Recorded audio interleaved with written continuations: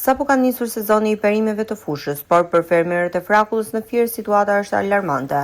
Megjithëse prodhimet e tyre janë të cilësisë së lartë të destinuara kryesisht për eksport, mungesa e tregut po i çon drejt falimentit. Produktet si shalqit e domate nuk kanë gjetur rrugën drejt tregjeve të huaja, ndërsa në tregun vendas shiten vetëm sasi të vogla. Si pasoj, qindra ton shalqin kanë mbetur në ara pa u tregtuar. Dash edhe për eksport dhe për tregun të brendshëm. Po si vjetë si pas shenjave që po vinë, shumë keq situata. Eksporti s'po punon fare, që të heqi. Malë që vinë, qose vinë e në Kosovar që të marri.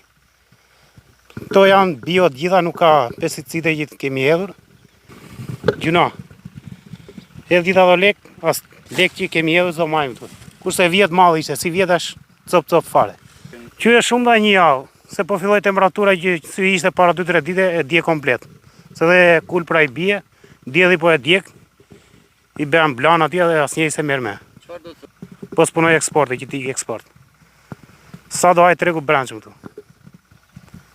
Një sasi të vogël, kurse eksporti heq goxha. Çfarë bëjmë? Hedhim lek kot na xhepi, po punojmë si familje këtu dhe gjë s'po nxjerrim. Mirë, e lëmë me kaqe dhe ikim jashtë, sa shqyemi këtu kot. Na ka zënë lumi 2 herë, edhe asnjë kokë leku nuk më na lule shtrydhja. Edhe nuk na ka shpërbyer asnjë lek s'na ka dhënë. Sharqirje zber, s'ka asnjë tërheqje. Ta e din tani, e di Rama me shok. E bllokojnë eksportin edhe hajde anusi. Ndash me domate, ndash me sharqin. Punë nuk po e qajmë, për të paktën marrim djersën që bëjmë. Se ata që hedhin të paktën. Ne ngrihemi vëmë në luqe e shesim andej. Se është mall i mirë edhe e çojmë andej. Po që do pa para. Me 300 lek, me 400 lek, që do lash para. Punëtor të po do lash vetëm tënde. O shpenzime që ke hedhur. Ne nga kërajtë 7 milion vetëm në shpenzime gjojë. Hajde nëziri ti tani, me 300 lek.